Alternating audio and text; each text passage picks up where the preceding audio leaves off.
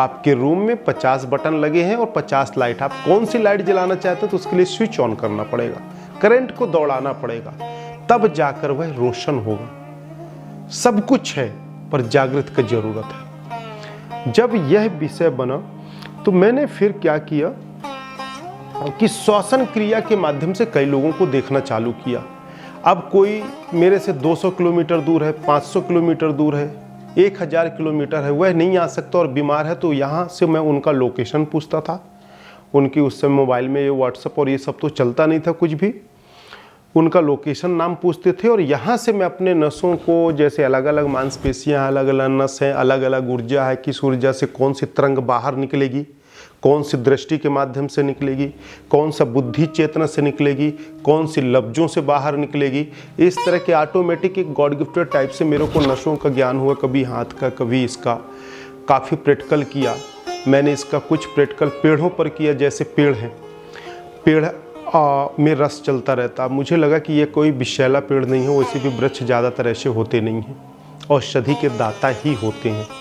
मैंने जैसे पेड़ है, मैंने यहाँ से ऐसे नस को दबाया और मुझे यह तरंग के माध्यम से अनुभव हुआ कि यह तरंग का दबाव इधर पड़ा और जिससे यह आँख से बहुत तेज़ से या लफ्जों से या नाक से मेरा तरंग निकल रहा बाहर बहुत तेज़, और मैंने अच्छे फोकस से उसको किसी पेड़ के अंदर मैंने समाहित किया।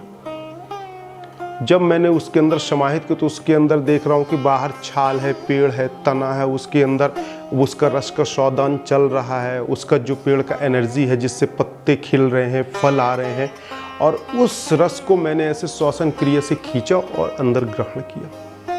अब जैसे ग्रहण किया तो मेरा मुंह में कड़वाहट, कैंठाने टाइप से लगा। मुझे लगा अरे कैसा क्या हो गया। मेरे जीवन की खुद की घटना जो मेरे लाइफ का प्रैक्टिकल है, ये कोई कहानी और किस्सा और ऐसी स्थितियां नहीं है, ये एक गौर से समझने और सुनने का विषय है, अनुभव का विषय है।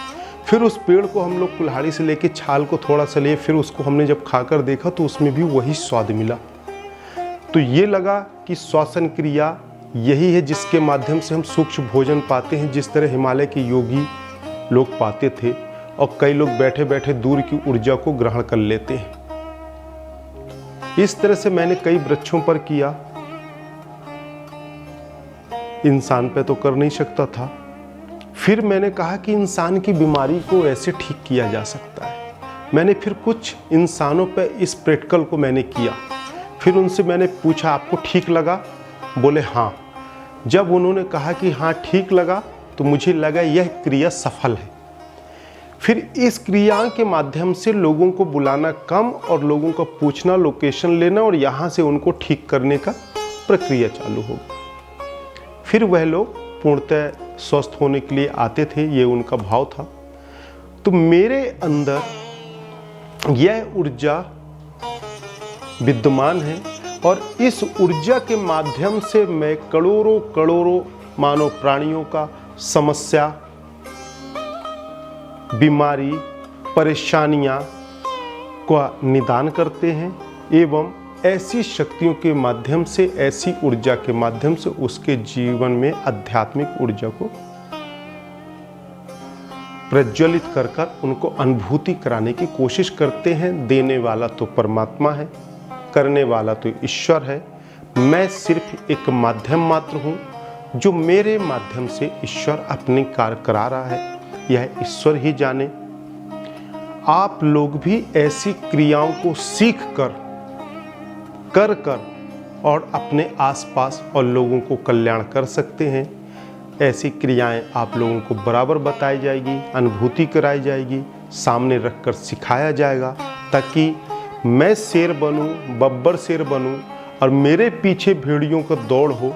यह ईश्वर को मंजूर नहीं है। ईश्वर चाहता है कि चर अचर सब ईश्वर की संतान अर्थात मेरी संतान है। सब हम जीव आत्मा एक हैं। तो हम सब जब उस ऊर्जा के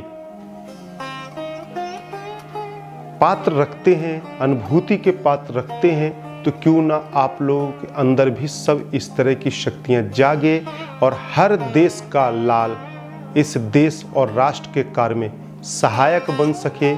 इस कार्य करने के लिए, ऐसी ऊर्जा के लिए ना कोई बड़ा है ना कोई छोटा है, हम सब समकक्ष भाव हैं। ये बात अलग है कि किसी को पहले अनुभूति हो गई, किसी को बाद में हुआ, किसी ने जीवन का लक्ष्य पहले समझ गया, किसी ने बाद में समझा। अब इस शब्दों के साथ कोई सोचे कि अरे मेरा तो समय निकल गया, मैं तो कभी कर ही नहीं पाया, तो ऐसा कुछ नहीं है। जब ही जागें तभी सवेरा। आज इस वक्त आप कर सकते हैं और आज से प्रकृति की ऊर्जा को लेकर समाज सुधार का कार्य, समाज के लोगों का कार्य, मानव जीवन का कल्याण, मानव जीवन में स्वस्थता का उपचार, मानसिक उपचार, दैहिक, वैदिक, लौकिक, पारलौकिक सब कुछ कर सकते हैं। ऐसी शक्तियां हैं। आज जो पुराने रेखी के गुरु थे वो तो अब रहे नहीं, या जो हमारे ऋषि मुनियों ने यज्ञों की परंपरा चलाई आज 50,000 साल पहले से, वो आज तो है नहीं, परंतु वह परंपरा के अनुसार, वह ऊर्जा के अनुसार आज भी दुनिया में उस तरह के बराबर कार्य होते चले आ रहे हैं। तो जब सबके माध्यम से होता है तो प्रकृति ने जो यह क्रिया मेरे को गॉड गिफ्टेड दिया, इस माध्यम से आप लोग ऐसी क्रियाओं को सीख कर लोगों का भला कर सकते हैं। और यदि कहते हैं ना कि अकेला पेट भरना हो तो आकर मिल भी सकते हैं।